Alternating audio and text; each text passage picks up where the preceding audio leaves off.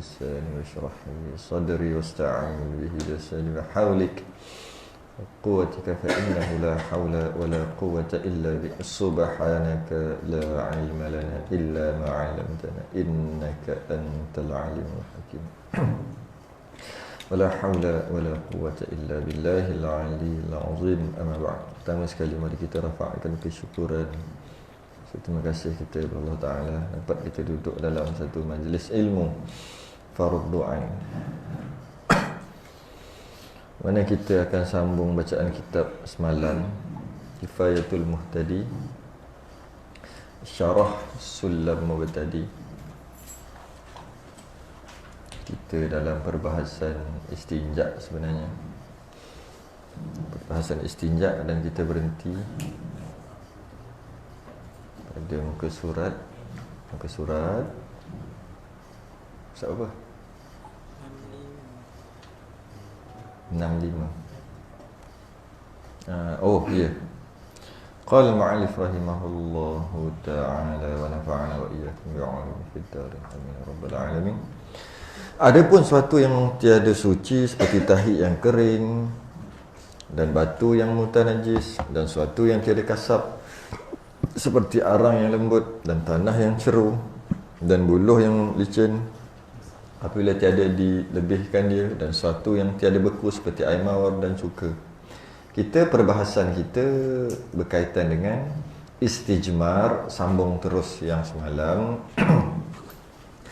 Istijmar ni adalah satu perbuatan menyucikan, menghilangkan, mengurangkan saki baki najis yang ada pada kubul ataupun dubur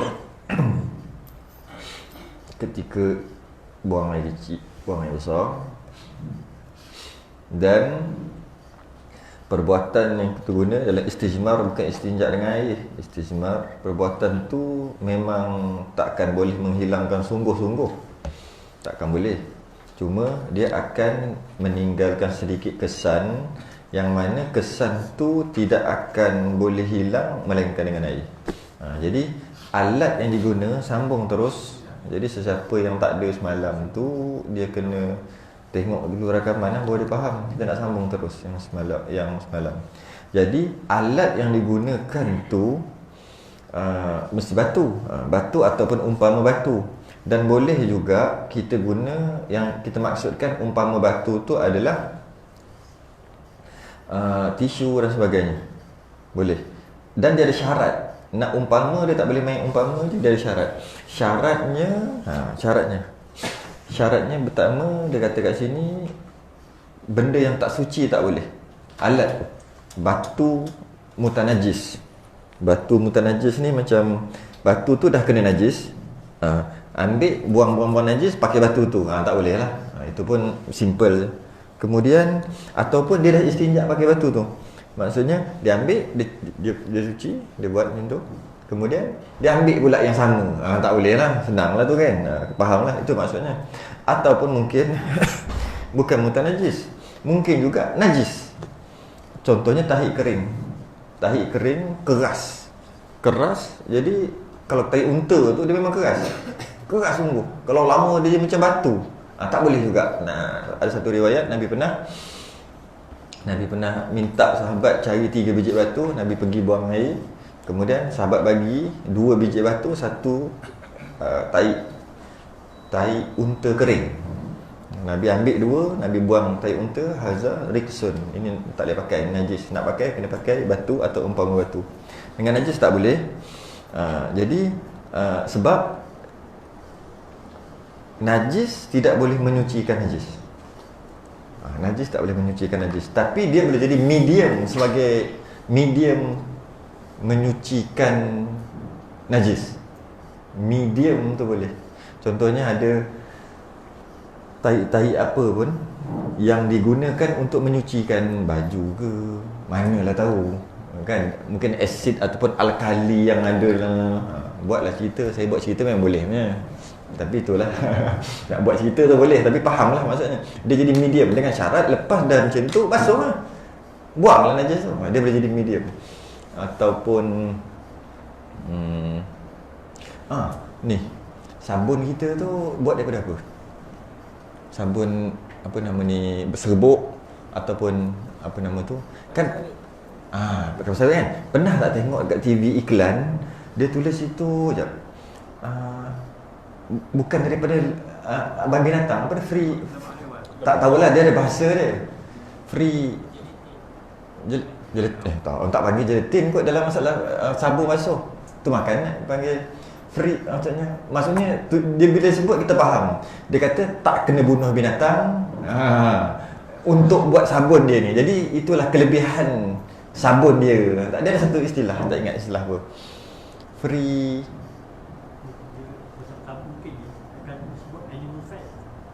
animal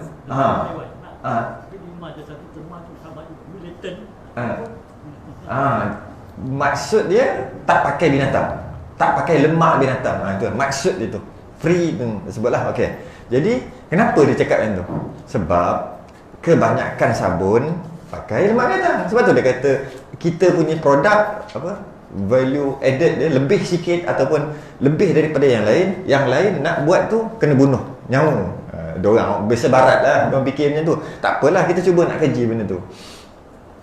Kita nak pakai sabun untuk basuh ni, sabun buku semua tu kena bunuh binatang. Yalah, nak ambil lemak dia kena bunuh lah. Kita pakai sabun basuh kena bunuh binatang. Kita ni kan mesti jaga kita punya bumi dan sebagainya. Jadi kita hanya pakai yang tak pakai binatang, pakai benda lain, iaitu bukan binatang. Okey. Bila dia kata dia punya istimewa kerana tak perlu membunuh binatang, tak pakai lemak binatang, makna yang kita dapat faham di sebaliknya, kebanyakannya pakai lemak binatang. Okey. Bila pakai lemak binatang ni nak ambil lemak tak boleh dengan cara hidup-hidup. Boleh? Tengah hidup tu ambil lemak dia, berat, mampus. Dia kena matikan dia. Nak matikan ada dua cara. Yang pertama sembelih, yang kedua cocok aje lah. Lasah je lah, dia mati. Jika binatang tu boleh makan sekalipun, lembu ke kambing ke apa, boleh makan sekalipun binatang tu, tapi orang kafir dia bukannya tahu, dia bukannya peduli. Dia nak ambil, dia nak makan dia punya daging dan lemak yang dia ambil tu, dia nak buat produk-produk ni, dia mana peduli. Jadi dia ambil lah lemak daripada binatang yang tidak disembelih. Bangkai tak? Bangkai. Najis tak? Najis. Buat apa? Buat sabun najis. Kat situ sabun tu najis lah. Jadi ada orang kata nak tahu sabun tu ada lemak haiwan ataupun tidak, bila rendam 2 hari ke dia bau. Bau tu bau bangkai. Pernah? Ada tu. Tak dah seorang rajin. Dia rendam 2 jam dah rasa lama. Kita 2 hari kadang-kadang tak basuh-basuh lagi. Kalau mesin basuh tu rendam dulu sekejap. Sekali 3 hari dah bau sabun. Bila buka, bau apa tu dia panggil? Macam bau bangkai kan? Macam bau apa ni? Ada orang kata jika bau macam tu, maknanya kemungkinan dia dibuat daripada lemak macam tu. Okey. Soalannya, ada masalah ke? Tak ada masalah. Sebab saya sebut tadi, sebagai medium penyucian tak ada masalah. Cuma akhir sekali lalu air lah. Akhir sekali lalu air lah. Jika tak lalu air, maksudnya lalukan dah bersih dah semua, buang sabun-sabun. Kita panggil najis ke mutanajis tu? Sebab dia buat daripada lemak. Sebab dia lain. Dia najis ni ain najis, kita panggil masdar.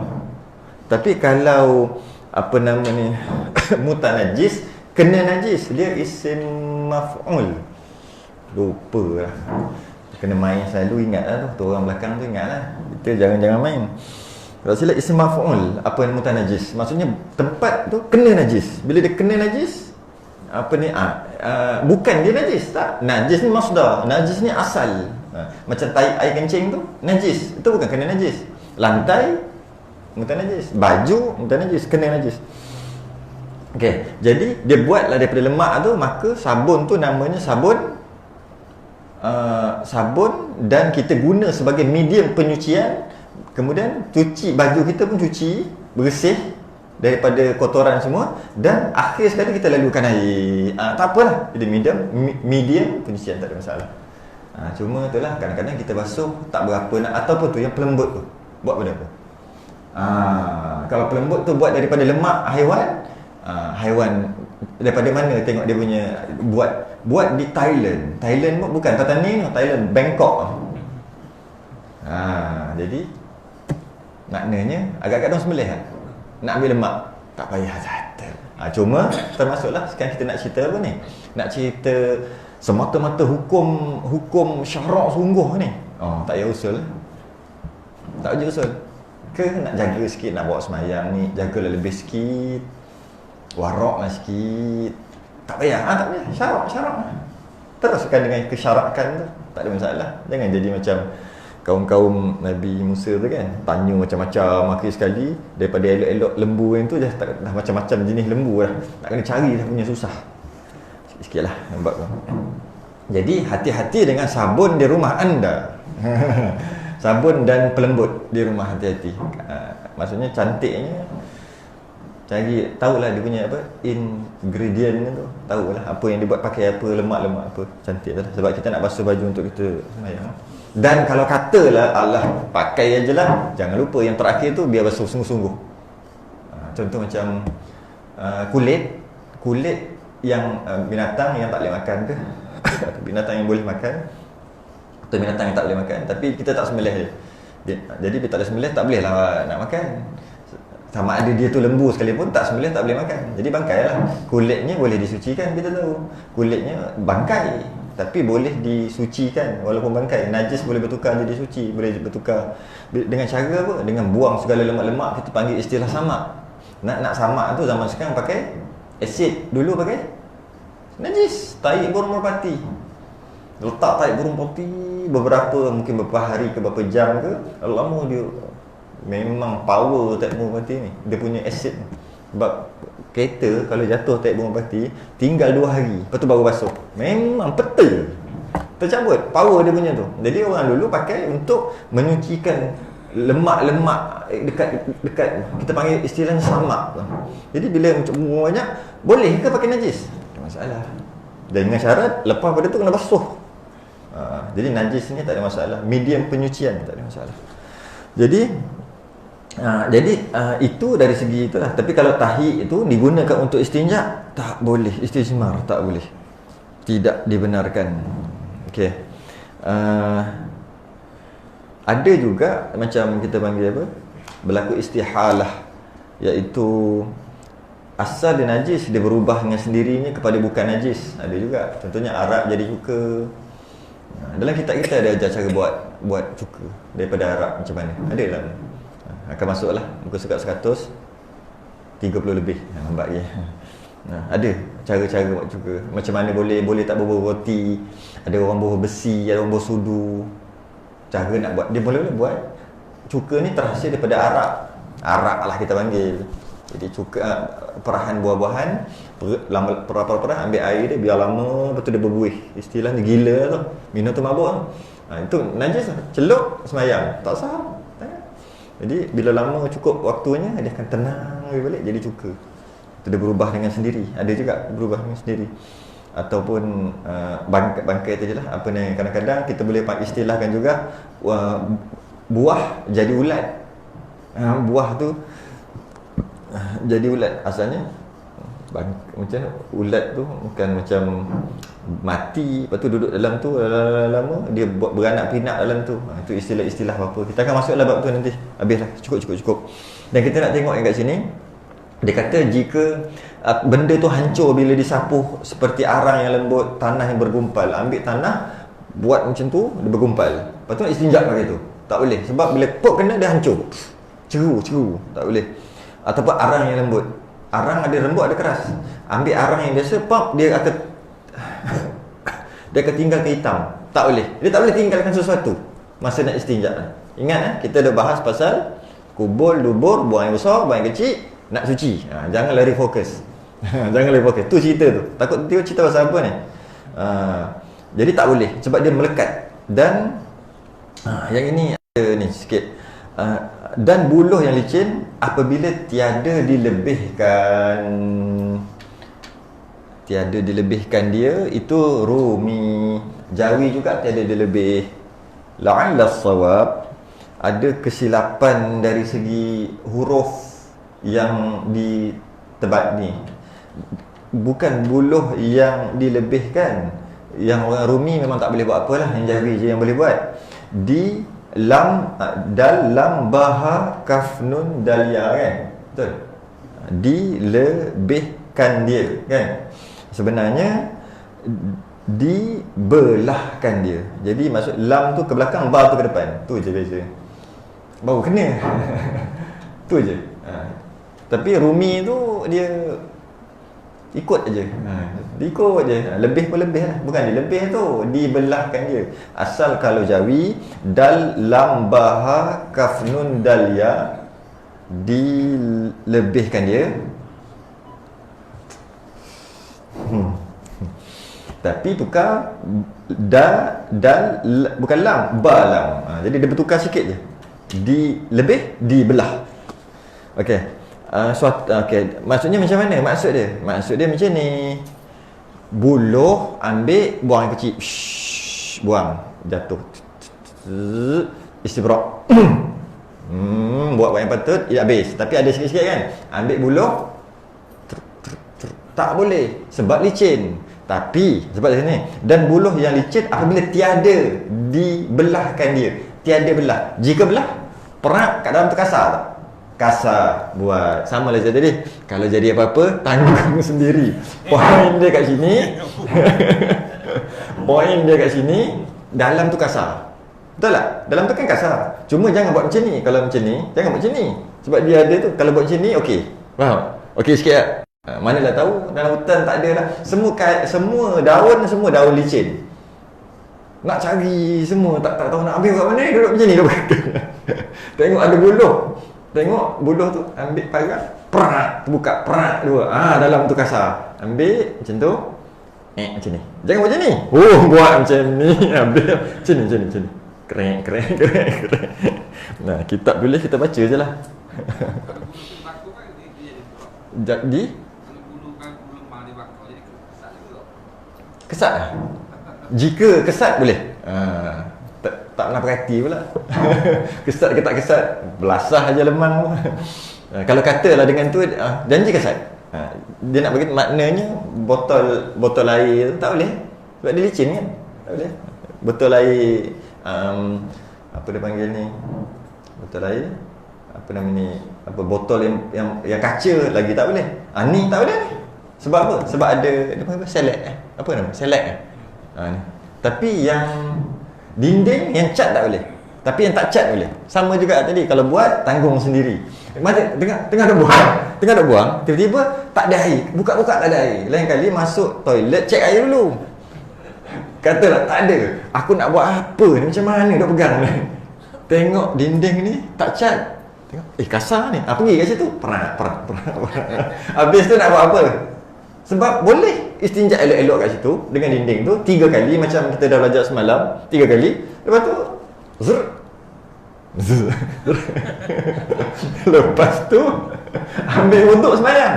Ambil wuduk kat luar, katalah air ada kat luar, tak apa sembahyang. Tak ada apa. Boleh. Walaupun kalau kata nak buka zip kat situ boleh je basuh dekat tu. Boleh, tapi kalau dia tak nak, tak ada masalah. Kan kita kata dah semalam option. Boleh. Mana dah tahu. Kesian kalau orang duduk situ. Okey, apa lagi? Dan sebut kat sini dan yang tiada beku, maksudnya cair lah, seperti air mawar dan cuka. Pakai air mawar tak boleh. Kita kiaslah air mawar, air sirap, SKP apa semua tak boleh. Sebab dia cair tak boleh. Nak cair mutlak, air mutlak baru boleh. Klorok ke apa ke. Jangan buat hal. Okey. Dan sesuatu yang dimuliakan dia pada syarak seperti makanan bagi manusia atau bagi binatang atau bagi jin seperti tulang-tulang. Ini menarik. Ini sangat menarik. Sebenarnya tidak ada nas kalau kita cari dalam Quran, dalam hadis dan semuanya, tak ada dalam riwayat mengatakan tak boleh istinja dengan perkara yang mulia. Tak boleh, tak ada disebut langsung. Tapi kitab fiqh kata dengan sesuatu yang mulia tak boleh istinja. Tak boleh. Kita tengok satu-satu. Contoh, apakah yang dimuliakan syarak? Pertama, makanan. Biskut, roti yang kesat. Cerita yang kesat lah. Yang licin awal-awal lagi tak boleh. Yang tak boleh sebab licin. Tak sampai nak makanan, licin dah tak boleh. Jadi dia contohnya biskut ke roti ke yang elok. Yang elok, yang boleh dimakan. Dia kasar. Kalau kita kata ini, kalau kita buat istinja ni memang menyerat molek. Elok, haram, tak boleh. Malah tak ada sah, tak sah. Tak sah. Istijmar, istinja tu tak sah. Walaupun tak sah, dia mesti dengan benda yang tidak dimuliakan syarak. Okey. Tetapi jika roti yang hangus boleh. Sama jugalah. Hangus hitam. Hitam tu datang kesan tak? Datang. Tak boleh lah. Jika hitam tapi bila kena kat kulit dia tak pergi pun hitam tu kat dia. Tak pecah pun. Itu boleh. Kerana dia dah tak dimuliakan syarak. Sebab dah tak boleh nak makan. Hitam, hangus. Kalau sekadar rangok pun tak boleh. Rangok tak boleh lagi. Tak boleh istinja. Itu disebutnya keropok ke tak boleh. Contohlah. Dia bagi contoh makanan. Okey, ada pendapat ulama mengatakan ulama ni bermazhab Maliki. Sangat menarik. Saya ada baca. Ada seorang ni dia buat tesis berkaitan dengan dia bermazhab Maliki lah. Dia kata tak boleh istinja dengan benda yang dimuliakan kan? Tak boleh. Tak boleh istinja dengan benda yang dimuliakan. Air dimuliakan ke tak? Air. Tak boleh istinja dengan makanan. Makanan tu maksud air minum dikira sekali makan lah tu. Air dimuliakan. Dia mazhab Maliki dekat UIA. Dia kata air juga adalah dihormati syarak dan dia adalah makanan. Maka tak boleh istinja. Sudah nak pakai apa? Memang ditolak lah. Cuma make sense. Masuk akal. Cuma untuk kita fikir kejap. Tapi cuma kalau tak pakai air nak pakai apa? Tu je lah. Cuma dia kata ya juga tak pernah terfikir. Kata makanan tak boleh. Kalau makanan tak boleh, minuman pun tak boleh lah. Benda sama. Bila minuman tak boleh, air kosong tu yang kau buat tu tak boleh lah. Dia suruh kita berfikir. Dan dia buat lah macam-macam lah hujah-hujahnya. Macam mana pun ditolak. Malah jumhur menolak pendapatnya. Kerana dia kata air tak sama dengan makanan lain. Air adalah medium penyucian yang paling hebat. Dia tidak melekat. Dia tidak melekat air. Kena najis, bercampur mutanajis air. Kemudian menyerap ke bumi. Bila menyerap ke bumi, najis tu tinggal dekat bumi, air tu pergi, suci. Bila duduk di tempat bertakung, matahari angkat, matahari ambil cuma air je, najis tinggal dekat bumi. Tu kata tu beza air dengan benda lain. Air dengan benda lain. Kerana tu air boleh, walaupun dia termasuk dalam makanan, dia termasuk dalam perkara yang dihormati, dimuliakan, tetap juga boleh. Kerana air ni special case. Tu. Air zam-zam boleh ke tak? Dia macam ni. Dia macam ni. Okey, kita nak tahu boleh ke tak boleh. Sekarang ni air boleh. Okey, air boleh. Air zam-zam tu air lah. Okey, secara umumnya jawab gitulah. Jawab orang kata selamat gitulah. Air zam-zam, air zam-zam adalah air dan dia boleh. Okey, air biasa dimuliakan juga. Ya, dimuliakan. Air zam-zam juga dia dimuliakan. Boleh ke tak? Kita tengok macam ni. Ulama dah bahas lama dah bab ni. Yang pertama, dia ada peringkat air. Peringkat air apa? Kemuliaan air tu banyak peringkat. Yang pertama, yang paling mulia sekali air apa? Dalam dunia. Dalam dunia akhirat. Dalam dunia akhirat, air apa paling mulia? Air celah jari Nabi. Ngaji dah tu. Bila ketika datang dia terus jawab. Baik, jangan datang lah. Okey. Ada bekas kecil satu baldi lah kita kata kan, air tu, tapi perang ni tak cukup air. Ya Nabi, sekarang ni kita perang, air tak ada, macam mana sumber air tak ada? Nabi pun tak tahu cerita tu, bawa masuk tangan, lepas tu ambil beratus orang, tak habis-habis air tu. Sehingga kan sahabat cerita, sehingga kan kami minum puas, kami masak, kami mandi. Tu air. Okey. Dan akhir sekali bila mandi kami semua sekali lah ambil wuduk istinja semua sekali lah. Satu. Air yang paling mulia adalah air yang keluar dari cerah dari Nabi. Apa sahaja dia disembah kepada Nabi mulia. Apa sahaja. Apa sahaja mulia. Apa? Baju apa? Baju Nabi mulia terus. Baju tak boleh. Apa? Capal, kasut apa? Kasut Nabi mulia terus. Janji nisbah ni terus mulia. Jadi air apa? Air Nabi, air yang keluar Nabi lah, maksud nisbah kepada Nabi paling mulia. Tu yang paling mulia. Yang kedua, air Telaga Kausar. Itu nanti. Nombor dua. Tu yang mulia. Ini cerita peringkat mulia. Yang ketiga, air Zam-Zam. Yang keempat, wa izistasqa Musa liqaumihi faqul nadrib bi'asakal hajar. Jadi Musa angguklah, malah nak cerita ni. Kalau tak angguk rasa nak kena cerita. Maksudnya sesat, ya Musa, kita dah sesat lama. Kau minta lah kat Tuhan kau. Kau hajar kan Bani Israel. Kau minta kat Tuhan kau makanan, turun manna wassalwa. Makan-makan seronok tu, burung tu semua sedap makanan. Kemudian air tak ada, air. Kemudian turun wahyu, wa izistasqa Musa liqaumihi faqul nadrib bi'asakal hajar. Pukul batu keluar 12 mata air. Setiap kabilah masing-masing ambil masing-masing. Kenapa keluar 12? Kenapa ulama kata kenapa keluar 12? Nabi Musa itu nombor 4 yang mulia, air nombor 4. Sedangkan Nabi air yang paling mulia keluar kat satu bekas. Sebab orang Islam, umat Nabi boleh kongsi. Bani Israel jangan harap kalau keluar satu bergocoh kat situ. Sebab tu keluar 12. Banyak lagi lah kau nak bahas sebab tu, cukup kot. Kita nak bahas buat istinja ni, takut ke situ. Jadi jika air yang paling mulia iaitu air yang keluar daripada celah-celah jari Nabi, boleh mandi, boleh apa? Air Zam-Zam. Lagilah boleh nombor 3. Tu jawapannya. Okey. Jawapan. Ayat. Cahaya balah lah. Terkejut kuat juga Ahmad ni. Yasin. Okey, kalau Yasin bukan macam tu. Yasin tu bukan macam ni. Air yang dibacakan ayat-ayat Al-Quran padanya.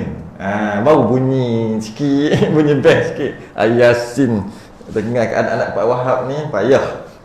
Macam ni.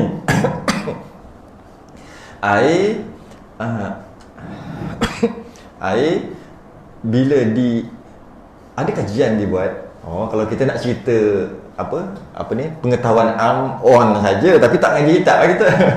Okey. Dibuat kajian apabila air dimainkan muzik rock. Gerang. Dia tengok molekul dia bergerak sekian. Adalah malah panjang cerita. Dia letak pula Mozart apa yang teng Mozart nama Mozart. Sebut tak reti yang sedap je dengar macam piano, bukan piano, macam ting. Dia tak ada lagu. Silap Mozart. Dia tak, dia punya molekul pergi cara lain tak. Dia pergi ke lain. Letak datang orang. Main cakap mengumpat. Kau tahu tak dia tu gini guru membawang. Air tu cek air dekat situ. Molekul dia lain. Baca Quran, molekul digerak cara lain. Bila dikaji gerakan molekul yang telah dibacakan ayat-ayat suci Al-Quran, dia boleh ada cara dia boleh dia masuk, dia boleh menyembuhkan lah. Pendek ceritanya. Sebenarnya panjang lagi cerita ni. Sebab dia ada cerita pasal berkaitan dengan, saya baca tesis juga berkaitan dengan lembu yang diberi dengan Al-Quran, ayam yang diberi dengan Al-Quran. Betul, Al-Quran diturunkan bukan untuk lembu dengar, bukan untuk ayam dengar, tapi dia buat juga.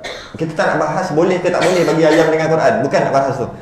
Kita nak bahas pasal dia bagi lembu dengar Quran, daging dia sedap. Beza. Ini berlaku di Elizabeth, ratu tu negara England. Ratu tu dia ada seorang pelapah. Tengok ada cerita benda lain ni. Istinja pergi ke pelapah apa ni. Dia kerja pelapah, dia pelapah raja. Orang Melayu. Dia kerja pelapah. Dan lembu stick yang dibuat untuk ratu tadi tu, raja besar tu, dia bela sendiri lembu, dia beri makan, dia urut setiap beberapa jam, urut. Kita tak kena urut, kena bayar. Dia urut. Keluar najis terus basuh. Macam feedlot kan. Terus basuh. Dia tak bagi. Kemudian dia beri dengar beberapa muzik yang sentimental. Okay. Kemudian dia buat stick terbaik. Akhir sekali dia berhenti kerja, dia datang ke Malaysia. Dia buka menate. Menate lah kita rasa. Tu lagi. Dia toke. Sulaiman apa? Dia dekat Ampang ada apa? Tempat kami lah. Dia Man X sebenarnya. Saja je menate. MENAT saja. Kita tahu semua. Kadang-kadang biarlah nampak dia tak tahu. Menate, dia buka kedai nama Menate. Bukan Menate buruk, bukan? bukan. Man X sebenarnya. Orang lelaki dia makan mesti tu. Dia buat banyak cawangan ada. Dia toke besar dia. Dan sebab tu satu tu ada 400 ada. Jangan cerita saja boleh, makan tak boleh. Dia buka. Jadi nak beritahu muzik ataupun suara ataupun alunan mempengaruhi daging, mempengaruhi perjalanan darah, mempengaruhi molekul air. Bila minum itu kata jangan duk jual elio kan. Baca. Okey. Sekarang kembali balik. Jauh kona, kembali balik. Jika dah baca Yasin air tu, maka air tu molekul dia dah lain, berbeza cara gerakannya. Maka dia agak mulia lah juga berbanding air yang tak dibaca.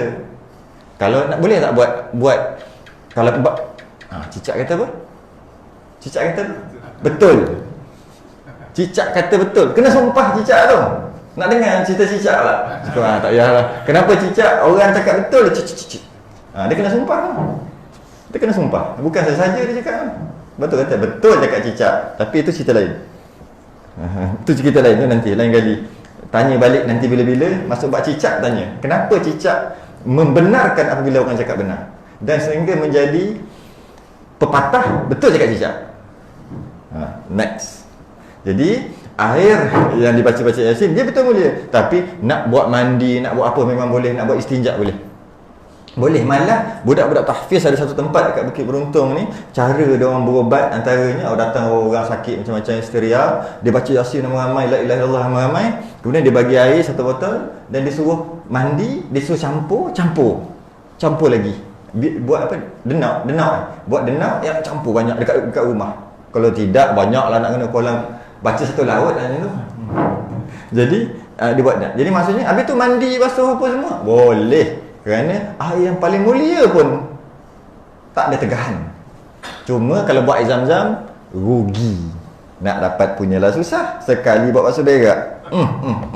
Rugi. Okey, habis. Sebenarnya mula-mula air zam-zam tu ditendang oleh Nabi Ismail ketika kat Mekah. Waktu tu datang pedagang Arab datang, boleh tak kami nak tumpang kat sini? Dia kata Siti Hajar. Kenapa? Ada sumber air nak tumpang. Kenapa? Nak masuk, nak makan, nak berak apa semua. Lepas tu lagi nama Zam-Zam lagi. Bukannya sekarang pun nama Zam-Zam. Datang makan akhir sekali bertambah orang duduk berkampungan. Itu mula jadinya Mekah. Asalnya Zam-Zam tu. Sebab orang tengok sumber air situ je ada. Jadi, orang tak buat ke basuh berak pasal apa? Buat waktu tu. Cuma satu kenapa? Dulu air dia payau, sekarang kenapa air dia macam air pahit? Siapa tahu? Baru ni minum macam air mineral biasa. Dulu ingat tak? Dia rasa macam air gap. Lebih sikit pada air gap sikit. Lebih sikit dia punya tu. Kenapa jadi gitu? Lain dia tak tahu. Kenapa dia rasa dah lain? Tak tahulah. Tapi dulu kena bawanya tu, sekarang bagi tahu je, tahu-tahu sampai kat KLIA kan. Tu pun satu pelik kat tu. Tak tahulah. Tak apalah. Habislah cerita kat situ. Cukup. Jangan kau nak banyak-banyak. U-turn. Zaman U-turn. Sekarang kita U-turn balik. Okey. Jadi tu beza sikit lah. Jadi makanan haiwan macam mana? Makanan haiwan. Makanan haiwan boleh tak? Dan sesuatu yang dimuliakan daripada syarak seperti makanan manusia tak boleh. Atau bagi binatang. Rupanya makan binatang pun tak boleh. Maksudnya kesian. Dia ambil rumput, istinja. Lepas tu kambing makan, lembu makan. Perisa lain macam lah kata. Adakah boleh atau tidak? Mazhab Syafi'i dalam kitab kita tak boleh. Tapi jumhur mazhab mengatakan makanan binatang. Jumhur mazhab mengatakan makanan binatang adalah dihormati. Betul. Maksudnya tak boleh istinja. Tak boleh. Tapi macam mana khilaf lah. Jika macam mana dua-dua, makanan manusia dan makanan binatang, binatang dan manusia, macam kangkung kan, kangkung dua-dua tu, maka tak boleh istinja juga dengan kangkung, tidak sah, kerana dia makanan manusia dan makanan binatang, dua-dua sekali, itu pun tak boleh. Makanan manusia pun tak boleh. Dengan anggota binatang boleh istinja. Kaki lembu punya tu kan kasar, lepas apa, tengok mana lembu ada kerak, ambil tangan kucing kita nyau, ambil istinja, perang sui kata. Soalannya, sah tak istinja? Tak boleh, malah haram istinja dengan anggota binatang, kerana dia dihormati. Yang dihormati tak boleh. Boleh tak? Ada disebut kat sini yang terakhir, tulang. Makanan bagi jin seperti tulang. Makanan bagi jin seperti tulang. Jadi tulang ni adalah makanan jin. Tulang pula ada dua jenis, satu yang licin, yang kedua kesat. Yang cerita yang kesat lah. Yang licin awal-awal lagi tak boleh lah. Tak boleh bukan sebab tulang, tak boleh sebab licin. Awal-awal lagi dah reject. Jadi kalau kata ada tulang tu dia licin, dia kesat, maka tak boleh juga, kerana dia dimuliakan makanan saudara kita. Daripada Abdullah bin Mas'ud disebutkan Nabi SAW bersabda, janganlah kalian beristinja dengan kotoran, jangan pula dengan tulang, kerana kedua-duanya merupakan bekal bagi saudara kalian dari kalangan jin. Saya ulang balik, janganlah kalian beristinja dengan kotoran, najis, okay? Dan jangan pula dengan tulang, kerana kedua-duanya najis dan tulang, okay, merupakan bekal bagi saudara kalian dari kalangan jin. Kita tahu tulang, memang kita tahu. Apa pula najis? Jin makan najis? Kenapa pula jin makan najis? Okey, kita masuk alam jin lepas ni sikit. Okey, jin dia betul, dia makan macam-macam. Dia macam-macam dia makan. Tapi tulang lah. Diriwayatkan tulang lah dia makan. Macam mana cara dia tumbuh tu, kita baca hadis tu sekejap lagi. Cuma yang disebut dalam ni, ulama pun kaji. Rupanya ada tak lembu jin? Faham tak? Lembu jin maksudnya binatang jin. Sebab diorang ada korban tak? Jin. Diorang mukallaf lah. Mukallaf ada dua, manusia dan jin. Diorang makan, diorang ada korban. Jadi ada tak unta jin? Kan nak sebut jin unta. Unta jin lah. Faham tak poin kat sini? Ada ke tak? Kalau tak, takkan diorang ambil kita punya. Kalau diorang ambil kita punya, mestilah hilang selalu. Kita ada 40 ekor nak buat korban, tiba-tiba tinggal 20 ekor. Jin curi. Tak pernah berlaku macam tu. Orang curi pernah. Sekarang ni, ada ke binatang jin? Lembu jin? Ada.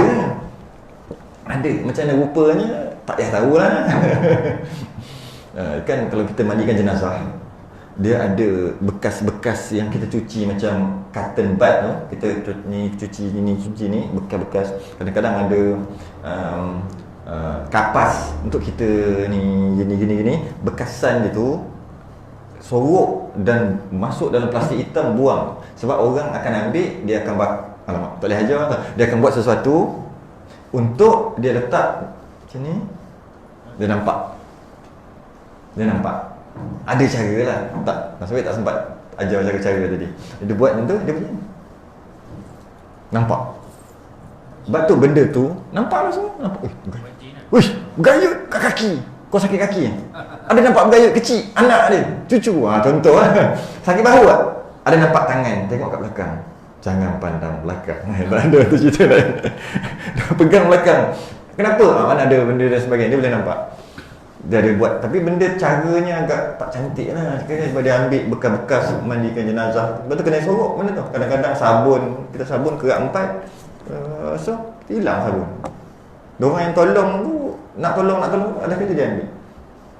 Ada dia bekas-bekas tu, maksudnya apa sahaja bekas daripada cuci jenazah mayat tu, dia sangat disukai oleh orang-orang yang nak pada ilmu macam ni. Dia ada cara bakar semua, air gini, dia buat lah macam-macam lah. Biasanya saya dengar lah sabun. Sabun. Ada orang yang menggunakan ketua untuk apabila ada beradik sendiri bergaduh. Okey. Percakaran. Okey. Itu orang bidai semua balik. Bubur dalam Bila air. bilik air. Semua guna ni. Ada satu lagi ubat gatal. Macam tu juga. Ubat gatal. Maksudnya dia gatal kurap ke apa ke, pakai yang bekas tu. Bekas tu. Kalau tu pun ada juga. Ada juga. Boleh jadi lah. Dia guna tu tujuan dia. Jadi ada kadang-kadang dia sampai melampau, nampak benda pelik, kadang-kadang boleh terima lagi kot. Taklah berapa sangat. Boleh terima lah maksudnya. Tak berapa melampau, tak adalah syirik sangat. Tapi macam tak syirik pun. Apa kena benda ni? Okey, terimalah benda tu. Dia kebanyakannya banyak yang dia buat berkaitan dengan benda-benda mistik lah. Dia buat benda-benda mistik. Okey, jadi ada orang macam ni lah. Dan kajian-kajian yang dia buat, diorang ada lembu, ada kambing, ada unta jin lah. Okey, dia makan apa? Binatang. Dia makan najis binatang manusia. Najis binatang manusia. Ada tanya satu majlis, korang makan apa? Perkara ini amat memalukan kaum kami. Macam tu lebih kurang. Dia ada lain macam. Kau ada binatang? Dia cakap macam tu. Dengar meremang dulu. Saya ada dalam majlis tu. Duduk jauh-jauh lah. Standby nak lari.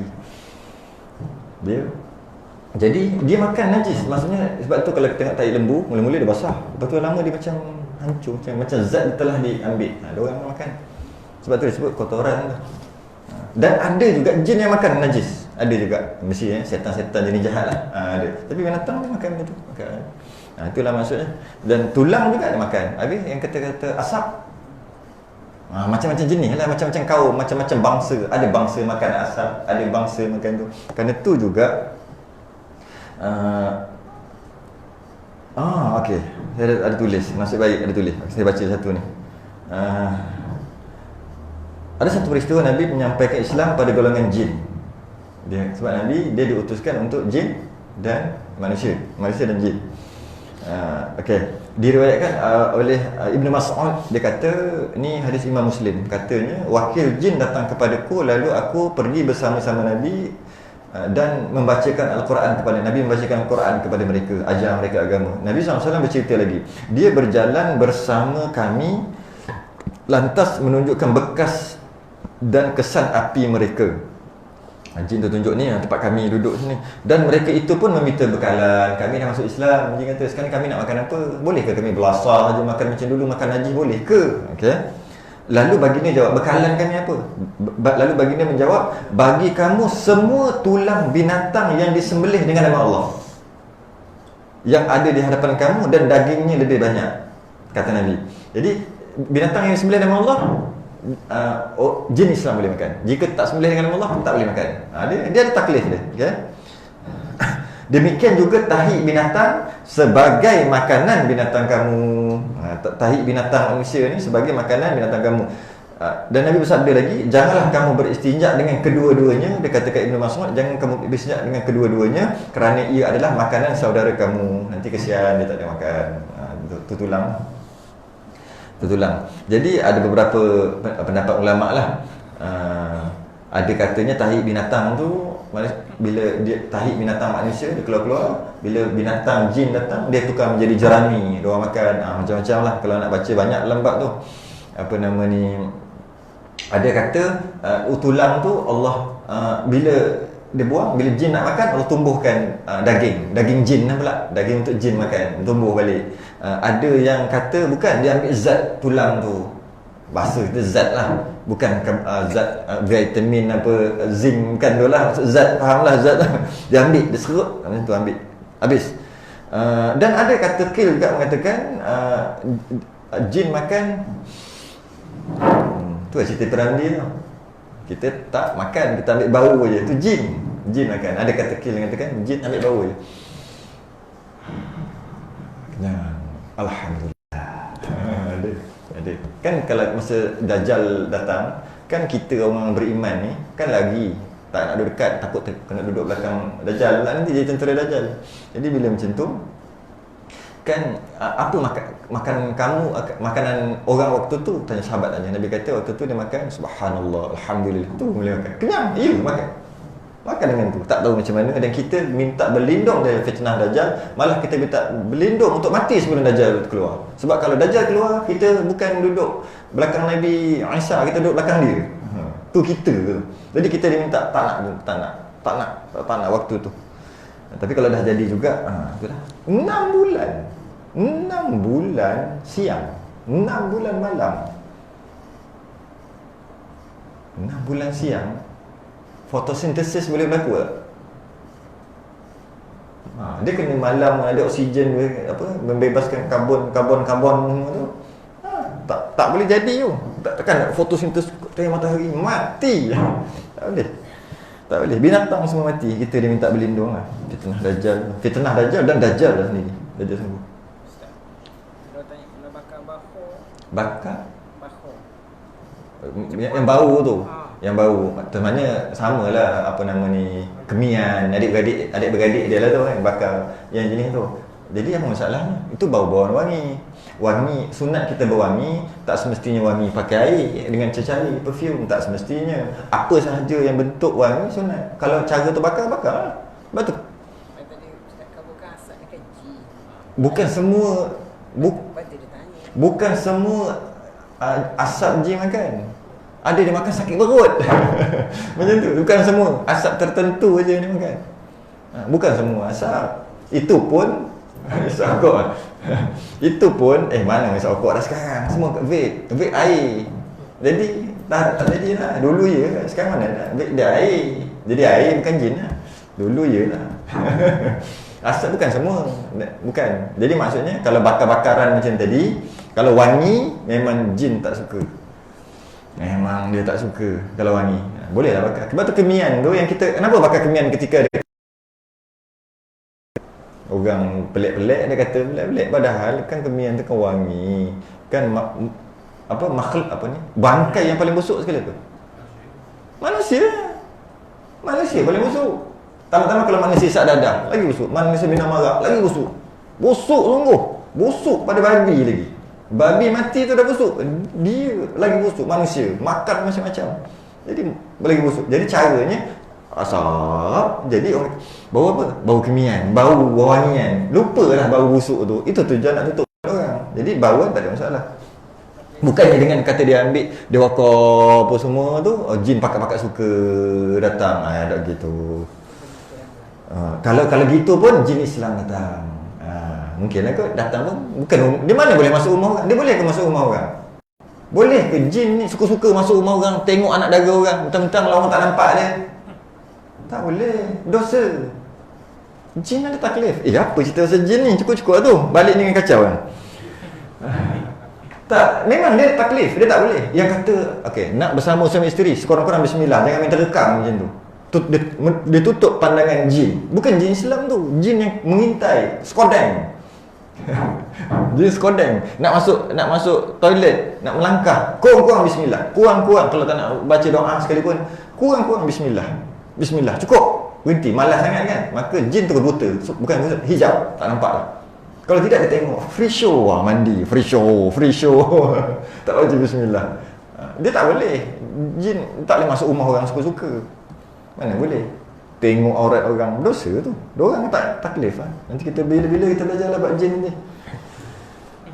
Dia kena belajar bab jin ni. Dia tak boleh jalan jauh-jauh. Kita lepas nak jalan jauh, nak lalukan tempat tu, malam pula nanti. Kalau dia buat Roblox macam mana? Polis jin. Dah lah. Kenapa kita mengagut dah? Dah cukup.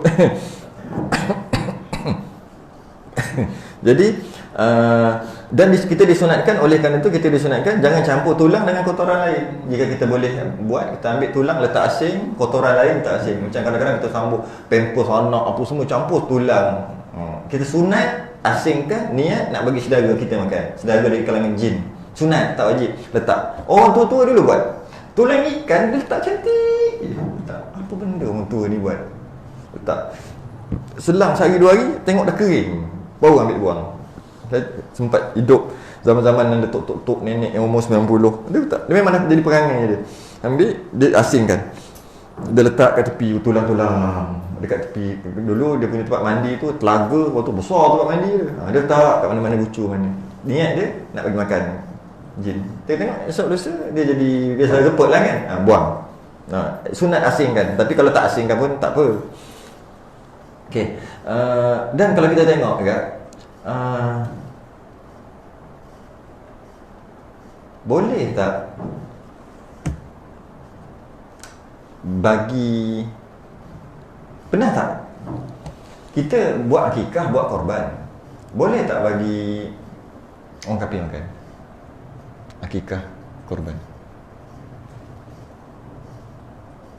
Maksudnya bagi korban, maksudnya kita buat akikah, panggil orang ramai-ramai. Ada kawan kita, ada orang kafir, ada tak. Jadi kita pun makan, boleh tak?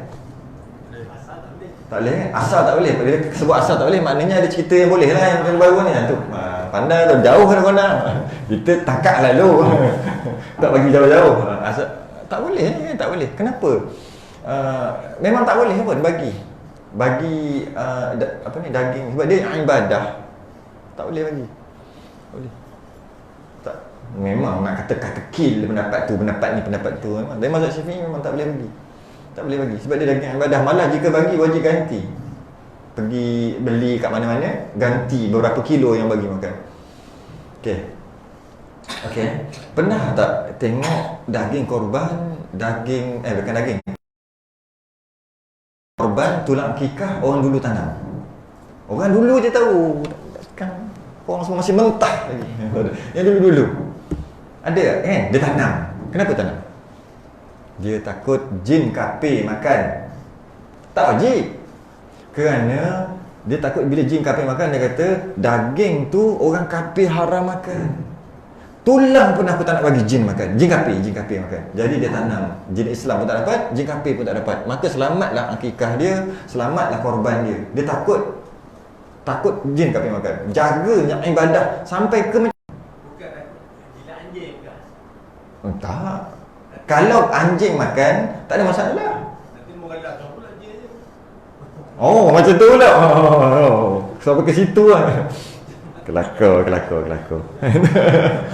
Jadi nanti jin tu makan yang mughalazah lah. Memang taklif pun. Kalau kata jin jilat, lepas jin jilat, kemudian datang jin Islam makan mughalazah, haram dia ke jauh dia pergi. Jauh. Boleh lah kalau nak sampai fikir untuk saudara kita macam tu, boleh lah. Malam ni dia datang, terima kasih kat telinga. Jadi sampaikan tulang pun tanam, tiba-tiba ada contemporary ni pula boleh kan. Pelik dulu. Boleh pula bagi daging tu bagi kepada orang kafir. Tak boleh. Kalau dia ada daging tulang, kadang macam mana kita nak dianjurkan supaya daging akikah tu sama ada dipagi kenduri ataupun diagik. Kalau kita agik, akan iyalah. Okey. Maksudnya sekarang ni, jika dalam masalah ni kalau kata nak betul-betul ikut akikah, akikah korban beza. Akikah sunat bagi, bukan ajak orang datang rumah. Bungkus bagi kat orang miskin. Sebab bila kita panggil datang rumah, orang miskin kadang malu. Dia tu orang kaya, aku malu nak datang. Jadi paling cantik sekali buat bungkus hantar kat rumah. Itu akikah. Jadi kat situ tak boleh amal. Kalau sungguh-sungguh. Kalau kita panggil orang datang rumah, yang waktu tu baru boleh. Satu. Tapi kalau korban, ada yang kita makan, memang sunat pun yang kita makan. Yang itu boleh kita buat semampu mungkin lah. Takkan nak pergi kutip rumah orang. Sebab tu cakap mana sunat kan. Kalau akikah, kalau ikut sungguh-sungguh tak boleh buat. Tak boleh. Kalau orang tu tahu, ni akikah, dia tolong buat. Orang yang terima. Tapi kalau korban, memang boleh buat. Sebab korban, kalau ambil 1/3 tu, banyak juga. Ada juga. Sunat tanam, sunat aja. Orang dulu jaga. Okey, last yang terakhir, tidak ada dalil melarang istinja dengan makanan manusia. Tak ada. Kalau kita cari, tak boleh istinja dengan roti, dengan apa, tak ada. Tapi ulama kias, iaitu jika makanan jin pun Nabi tak bagi, makanan manusia aula, kias aula. Min babil aula. Lebih lagi. Itu biasalah. Kalaulah Nabi kata jika engkau tak sengaja tidur, tak sengaja, tiba-tiba bangun-bangun dah habis waktu sembahyang, hendaklah qada. Kalau tak sengaja lah, kalau tertidur hendaklah kena qada. Kalau sengaja tinggal betul. Sebab ada orang dia kona kat mana tu, jadi kata Nabi kata jika sengaja kena qada, tak sengaja tak kena kotak. Cannot brain. Biasa. Kenapa? Boleh tak? Tak boleh kan? Tak boleh masuk. Sengaja apa ni? Tak sengaja wajib kotak. Sengaja tak ada nas. Sengaja tinggal tak ada nas suruh kotak. Kalau tak sengaja pun kena kotak. Kalau sengaja lagilah tu ada orang tak tengok. Itulah. Geng-geng tak kisahlah geng siapa pun, tapi itulah. Pelik kita pun. Kalau kita langgar kereta orang, Allah tak sengaja, kena ganti. Kalau kita sengaja, aku sengaja tadi. Apa? Jadi jam. Sengaja. Kenapa pula aku ganti? Aku sengaja. Faham tak? Kita langgar kereta orang, tak sengaja. Allah kena langgar belakang dia, pergi buat report pukul 3 pagi. Okey. Bila buat report, kemudian kena claim dan kita kena bayar sebab yang langgar tu kena bayar. Sebab tak sengaja. Kalau sengaja, lagilah kena bayar. Sama je lah tadi, tinggal sembahyang. Tak sengaja, kena bayar, kena ganti. Tu tak pakai kias lah. Tak ada kias. Tak ada kias. Dan seperti segala kitab yang tak boleh juga, yang dihormati tak boleh juga, seperti segala kitab syarak dan kitab hadis, dan nahwu dan hisab dan tib, arud dan lainnya daripada segala kitab yang ada padanya manfaat pada syarak. Maka manfaat pada syarak fardu ain, fardu kifayah kitab tu. Maka sekalian yang tersebut itu tiada sah dibuat istinja dengan dia. Tak sah tau, tak sah. Bukan berdosa kemudian semayang sah, istinja tu sah, bukan kan? Tak sah awal-awal lagi. Walaupun memang najis tak ada, tak sah awal-awal lagi.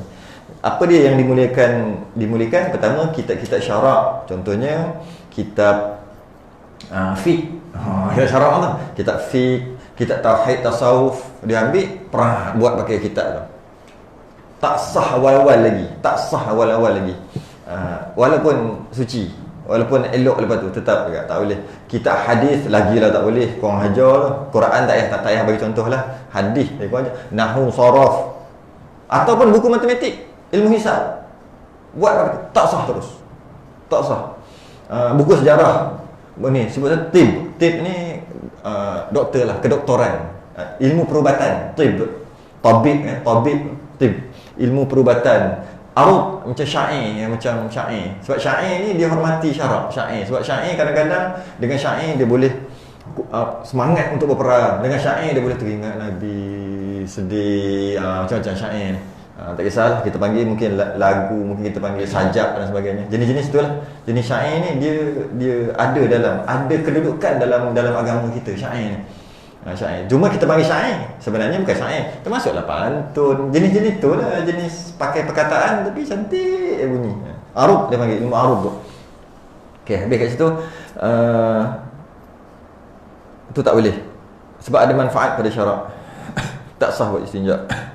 Kalau istinja dengan tambah lagi lah sikit, harta wakaf pun tak boleh. Istinja dengan harta curian pun tak boleh. Barang curian pun tak boleh. Jika kesal lah ni, tak boleh. Curi tisu, istinja tak sah. Curi dah berdosa, istinja tu tak sah. Tak sah. Jadi macam mana cara nak buat? Dia ambil tisu yang dia curi, dia buat 3 kali, tak sah. Walaupun elok, semayang dia nanti pun tak sah jadi jika dia tak basuh, kan? Caranya macam mana? Beli tisu yang lain, buat 3 kali. Faham? Curi tisu, buang yang kecil, buang yang besar. Buat 3 kali, 4 kali, 5 kali, suci. Selesai. Nak semayang, ambil wuduk, tak sah kan? Sebab penyucian tu dah tak sah. Caranya, beli tisu, duit halal, ambil, walaupun dah tak ada, buat juga 3 kali. Kan? Sekurang-kurang 3 kali. 1, 2, 3, ambil wuduk, baru semayang sah. Curi tadi dosa lah. Jadi kesimpulannya, alat untuk istinja ada 5. Pertama, batu ataupun umpama batu bukan najis, bukan mutanajis. Bukan najis, bukan mutanajis. Tidak dimuliakan, kesat, keras, kering. Banyak juga tu, okay? Bukan najis, bukan mutanajis. Sekali lah tu, okay. Bukan najis, bukan mutanajis, benda kena najis. Satu. Tidak dimuliakan, kesat, keras, kering. Betul lah 5. Tu syarat umpama batu. Tu syarat umpama batu. Okey. Jadi alat pula tu tambah sikit lagi, alat untuk istinja mesti kering. Maksudnya tadi batu kering, apa lagi? Tisu kering, apa sajalah. Daun kering. Kering. Bukan maksud kering tu macam ada juga daun kita panggil daun ni basah lagi. Bukan basah hidup. Bukan. Kering ni maksudnya tak basah. Sebab kalau daun kita akan jam sikit. Sebab daun basah maknanya hijau, daun kering maknanya warna oren, warna kuning. Bukan maksud tu. Maksud basah ni berair, berair. Jadi alat yang digunakan mestilah tidak basah. Lagi senang kot, tidak basah. Kalau batu pun basah tak boleh. Tisu basah tak payah cerita lah. Reject terus. Tak boleh istinja pakai tu. Tak boleh. Dia kena kering. Okey. Tapi najis yang keluar tu tak boleh kering. Alat yang digunakan mesti kering, najis yang keluar tu kena basah. Maksud kena basah tu bukan dah kering. Okey, sama juga ada dua maksud. Alat yang digunakan mesti kering, najis yang keluar tu ada dua jenis. Yang pertama, ada tiga jenis. Tak ingat ada berapa jenis. Yang pertama, keluar memang keras macam tai kambing. Okey, itu satu, kering. Okey. Yang kedua, maksud kering, dia keluar basah sejam, setengah jam, lepas tu kering. Tu kering. Maksud saya kering yang tu, bukan kering tai kambing tadi. Bukan. Syarat untuk istinja adalah alat yang nak guna tu mesti kering, keluar tu juga tak boleh kering. Bukan, salah. Bukan keluar tu. Alat yang digunakan mesti kering, tapi najis tu mesti basah. Betul.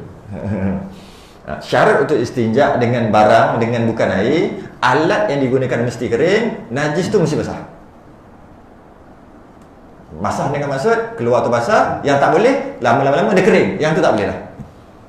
Tapi kalau dia keluar memang kering, memang tai kambing, memang tak kering, boleh je ambil 3 kali, memang tak ada lah, dah kering. Malah kalau kita tengok kat atas ni, kering sebenarnya tak perlu pun istinja. Kalau kita tengok balik, kering tak perlu istinja. Keluar, apa dia? Cincin 24 juta. Wush. Tengok kering, tak payah istinja. Tak payah istinja. Yang istinja kena basah. Kalau kita baca balik lah, dia kata dan basah. Nak undur balik rasa macam panjang pula. Baca balik yang sebelum tu, dia kata dan benda tu mesti basah. Mesti basah. Habis. Dan tiada, berapa dah? Loh, 11.30. Tengok jap. Boleh. Laju. Dan lagi tiada sah istinja dengan batu atau barang yang pada maknanya itu melainkan dengan beberapa syarat. Ada syarat lagi. Yang pertama,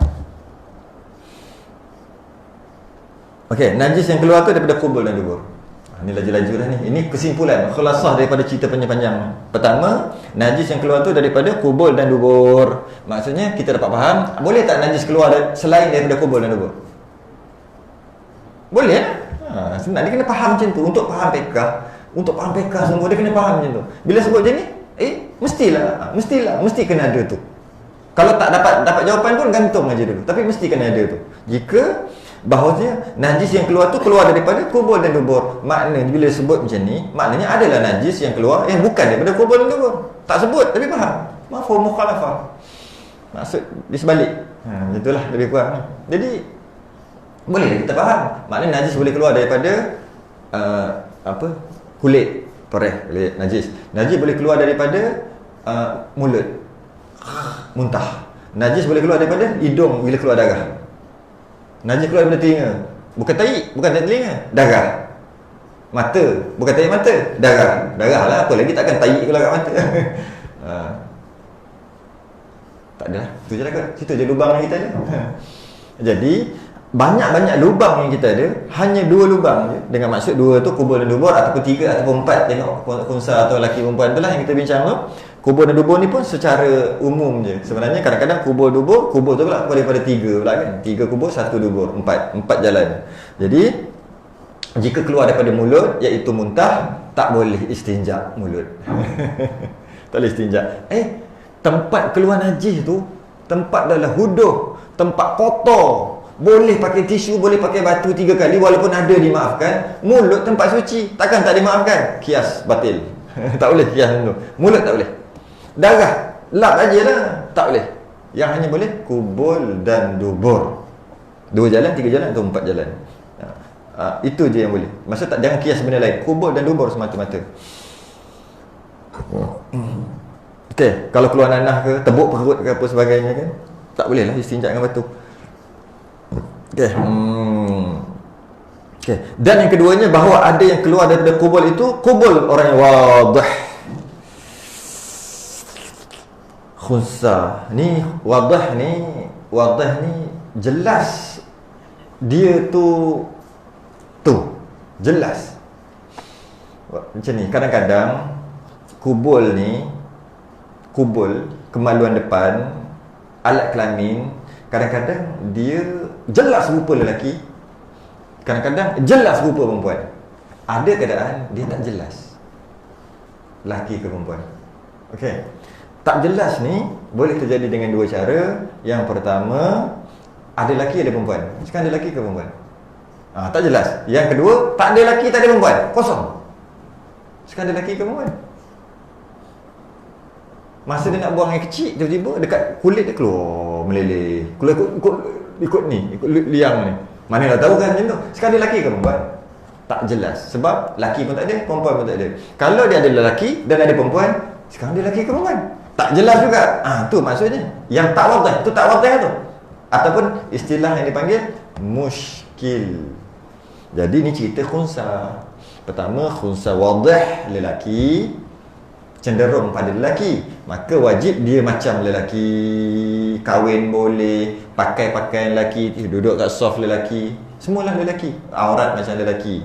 Kalau mati pun mandikan oleh orang lelaki. Kalau yang kedua, walaupun dia cerita 2 alat ni, 2 alat. Kalau ada 1 alat tak payah cerita, 2 alat. Satu lagi dia ada 2 alat tapi cenderung dia pada perempuan, dengan maksud dia keluar haid. Kalau yang cenderung lelaki, walaupun dua-dua ada alat kelamin, tapi yang lelaki je fungsi, yang perempuan tu tak fungsi, tak ada haid. Kerana tu dia lebih pada lelaki, maka wajib dia keraskan badan dia. Dia tak boleh lembek ya au, tak boleh. Tak boleh. Jadi yang ni dia cenderung perempuan. Macam mana nak tahu dia cenderung pada perempuan? Kerana keluar haid. Mana ada orang lelaki keluar haid, maka dia perempuan. Dia tak boleh buat keras, angkat, buat body, tak boleh, sado, tak boleh. Dia kena buat perempuan kerana dia perempuan sebenarnya. Dia wadah, dia panggil wadah perempuan. Yang ketiga, dia muskil. Dia tak tahu dia lelaki ke perempuan. Nanti bila-bila kita bahas panjang lebar bab tu. Jadi, kadang-kadang keluarnya kubul ni keluar macam tu. Lepas tu ada perempuan pun ada, lelaki pun ada tempat keluar air kencing. Soalannya bila dia kencing kot lelaki, dia nak yang mana? Dia nak istinja yang mana satu? Tak wadah, tak tahu mana satu. Muskil, tak boleh. Khunsa muskil banyak benda tak boleh, kesiannya. Antaranya dia tak boleh kahwin sampai kiamat. Tak dibenarkan kahwin walaupun sama-sama muskil. Sama-sama pening, lelaki ke perempuan, tak boleh kahwin sampai kiamat. Yang boleh kahwin Allah lelaki perempuannya. Jadi yang ini kelamin tak tahu. Petang ni aduh nak kencing, pergi kencing ikut lelaki. Malam tu kencing ikut perempuan. Lepas tu bulan depan keluar haid. Lepas tu tengok perempuan lain macam, alat lelaki dia pening pula. Macam ni sekarang. Sekarang lelaki ke perempuan, dia haram kahwin, tidak dibenarkan kahwin sampai kiamat. Malah sama-sama macam dia pun tak boleh. Habis sama-sama muskil. Kita geng muskil, tak boleh. Tak boleh kahwin juga, tak ada benar. Nak kahwin kena wadah. Tak payah check lah, kita tengok pun tahu. Nanti nak kahwin kan? Tengok wadah ke tak? Jangan, tak payah. Kita tengok pun kita dah tahu. Dia lain macam sikit muka dia. Okey. Jadi dia kena lelaki ataupun perempuan. Okey. Dan yang ketiganya bahawa adalah najis yang keluar itu najis yang sebelum lagi kering pada tempatnya yang keluar air padanya. Tak boleh kering. Jadi jika dah kering, tak boleh istinja dengan batu tisu, wajib istinja dengan air. Jika masih lagi basah, baru boleh. Okey, dan kalau kita nak panjangkan sikit, jika dia tak payah. Dan keempatnya bahawa jangan najis yang keluar itu berpindah daripada tempatnya yang tetap padanya tatkala keluarnya. Maksudnya jangan pindah tempat. Yang ini barulah masuk kita kepada dia punya tempat. Mana tempat dia? Mana tempat dia? Maksudnya tak kena anggota lain. Okey? Najis keluar. Pup. Kena dekat buku lali. Najis kena dekat buku. Najis simple keluar kena dekat buku lali. Ambil tisu, buang. 1, 2, 3, dah tak ada. Tak pakai air ni, selesai. Ambil tisu, letak kat buku lali. 3, tak jadi. Yang hanya boleh kat kubur dan dubur sahaja. Dekat buku lali tak boleh. Walaupun najis yang sama, walaupun sedikit kuantitinya, 1 titik je, tetap juga kena pakai air. Beralih je daripada kubur ataupun dubur, wajib pakai air. Kan kita dah sebut sebelum ni, kenapa ulama meletakkan dalam kitabnya tempat istinja tempat lain, sucikan najis tempat lain. Sedangkan istinja tu cuci pada najis lah. Kenapa tak sekali? Kerana hukumnya berbeza. Itulah sebab dia. Habis. Cepat nak habiskan ni. Okay. Kalau jatuh kat lantai pun sama. Najis keluar, pop kena lantai. Cara menyucikan najis kat lantai lain, penyucian cara menyuci najis di tempat keluar dia, penyuciannya cara istinja, iaitu boleh pakai air, boleh pakai umpama batu. Di lantai wajib pakai air, tak boleh pakai yang lain, kena wajib pakai air bila dah berpindah. Dan yang kelimanya, jangan kedatangan pada tempat yang kena najis itu suatu, dan jikalau suci sekalipun sama ada ia basah atau kering, jangan bahawa datang kedatangan pada tempat yang kena najis, tempat keluar najis, keluar, jangan datang sesuatu. Kita masuk, ada tengok lubang, kita pun shooting tengok, okey, masuk lubang elok, kita pun pluk masuk, tak kena pun dinding-dinding, okay? Lepas tu air sejuk je rasa. Tempat keluar najis juga, ini keluar najis, jatuh najis, kita keluar, pluk masuk air tu naik, kan, mengecik. Kena tempat tu juga, tak boleh lah, tak boleh. Padahal tempat tu juga tak boleh. Ataupun jatuh najis tu, lepas tu kena dekat dinding apa-apa ke, tepi-tepi lantai, lepas tu entah kuat sangat peran tu, momentum sangat tinggi, dia mengecik balik najis tu, najis yang sama, tak bercampur pun, pop kena balik, tak boleh. Sebab bila berkeluar je najis, berputus je najis daripada badan, daripada dubur, putus je, automatik dia panggil ajnabi. Najis ajnabi dia panggil, najis asing, walaupun najis dia panggil ajnabi dah. Bila kena balik, kena benda ajnabi, kena benda asing, walaupun dia punya. Kalau kata kencing kan, kuat sangat, lama 4 jam tahan, laju 180 km sejam, lepas tu najis tu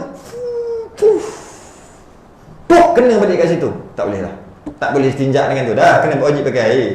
Najis sendiri, tak boleh. Macam juga nyamuk isap darah, lepas tu dia pun lari, kita pun ambil, ada darah. Darah nyamuk ke darah kita? Darah nyamuk, bukan darah kita, darah ajnabi. Okay. Debu ke, dekat tempat yang berdebu, gali, nak pakai istinja, duduk, angin datang, habis. Tak boleh buat apa dah. Tak boleh buat apa maksud? Wajib pakai air. Itulah maksud dia.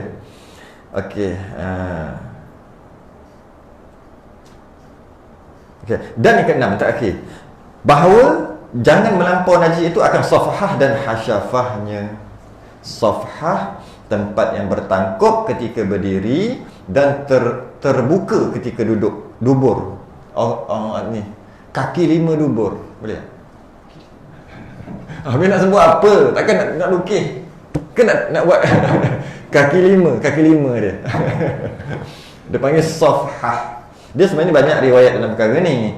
Ada yang paling ringan sekali, dia kata ambil bedak, ambil tepung, kemudian ambil kerusi, taburkan tepung dan ataupun bedak tadi di atas kerusi, tutup pintu, pastikan tak ada kamera, takut viral, okey, tutup, tak ada orang seorang. Kemudian ada cermin di situ. Kemudian buka seluar, duduk atas tepung, duduk atas bedak, goyang-goyang sikit, bangun, tengok cermin, kelebek. Tempat yang mana tak kena tepung, kawasan dubur tu, tempat tu namanya masih lagi dalam kawasan. Jika najis tu pergi lagi ke situ ketika nak tu, masih lagi dimaafkan. Kan masa nak erek tu kan, dia akan ke tepi kan, mana dia punya border, itulah border dia. Tu paling ringan. Itu paling ringan. Maksudnya kawasan yang paling besar, kawasan yang paling besar. Dia ada lagi pendapat yang mengatakan dia kecil lagi pada tu. Dia hanya dekat 2 dan kaki 5 dia. Dia tak masuk ke belah sana. Dia betul-betul kat sini lebih sikit. Tapi ada tak kadar tertentu? Tak ada. Adat, uruf. Ikut uruf. Macam ni tempat keluar, tepi-tepi. Tempat yang berkerimput tepi-tepi tu je yang boleh kena najis. Jadi bila ambil, kalau kita buat macam ni, tarik, dah pergi ke tempat lain dah. Tak boleh lah. Itu yang ketat sikit. Yang ringan tadi tu lah. Duduk atas tepung, bangun. Tengok kat mana. Dia panggil safhah kawasan ni. Macam perahu. Ya. Halak boleh, yang kata yang kuat, yang ketat tadi, yang kata pendapat yang ketat sikit tu, tu halaqah dubur dia panggil. Halaqah sungguh, sekeliling. Yang kata tadi safhah tu perahu. Macam tu. Jadi sekarang yang mana satu nak pakai? Yang elok pakai yang ketat lah. Halaqah saja. Yang kedut dan di kaki lima dia sikit je, cukup lah. Tak, jangan lebih-lebih. Jadi macam mana nak tahu? Uruf dia tak ada, CM tak ada. Dia uruf. Nak letak CM saya boleh letak. Saya cukup suka letak CM ni. Nanti kan jadi masalah pula. Tak payahlah. Dia uruf. Dia kebanyakan yang uruf. Bila uruf, kadang-kadang kita cerita orang tak apa nak faham. Itu yang letak tu. Letak minit, letak tu, letak nombor, letak jam, letak apa. Nak bagi tu. Mana ada dalam kitab macam tu. Nak bagi faham tu je. Baik. Okey.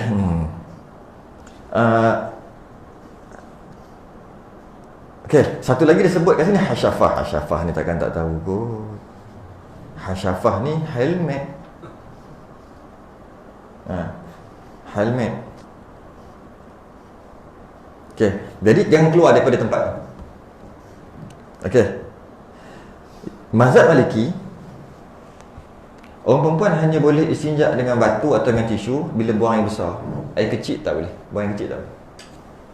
Sebab dia pergi berterabur. Dia tak boleh. Tak, apa ni?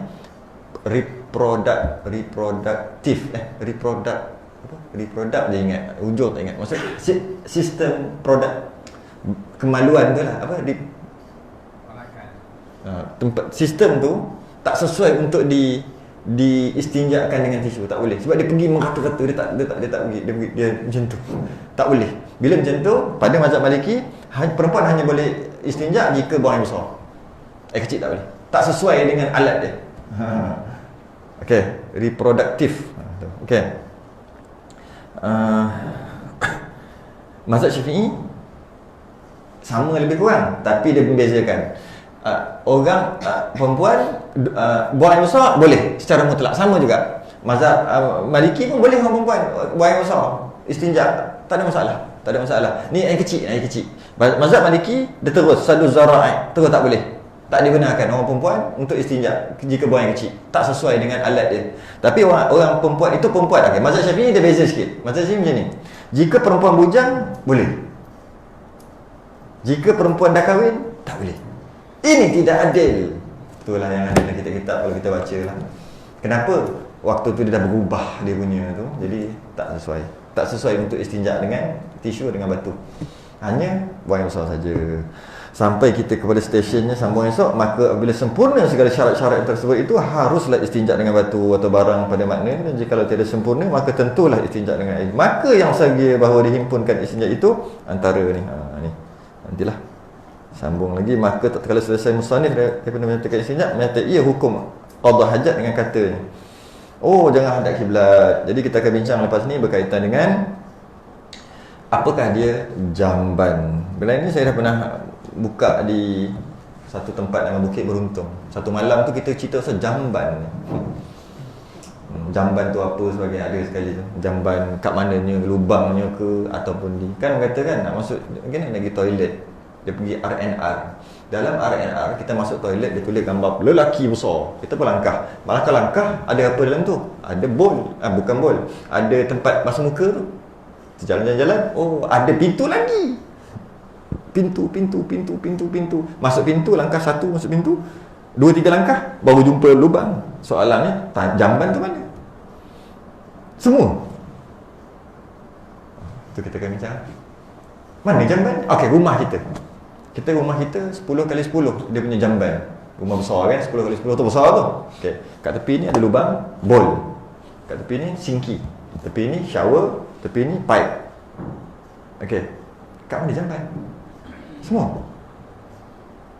Nampak? Jamban sendiri pun tak kenal. Mana jamban ni? Jamban tu toilet tak kisahlah istilah nama raid ke apa ke. Tapi apakah yang dimaksudkan dari segi syarak masuk jamban? Tempat yang buang najis, tempat yang keluar tai tu. Habis dekat pintu tu kita ada pernah pegang tak? Tepi pintu. Pintu masuk. Tak pernah pegang kat situ. Ke kita pegang kat situ, kita ambil kaut masuk dalam lubang. Kerja apa buatnya tu? Jadi maknanya bukan jamban lah kat pintu tu. Habis yang langkah tu baca doa, kenapa kat situ? Langkah baca doa Allahumma inni a'udzu min al-khubuthi wal khaba'ith ketika masuk jamban. Tu masuk jamban kan? Jamban mestilah kena ada pintu, kena ada dinding. Ya ke jamban mesti berkait dengan dinding? Kalau tak ada dinding, tak ada jamban.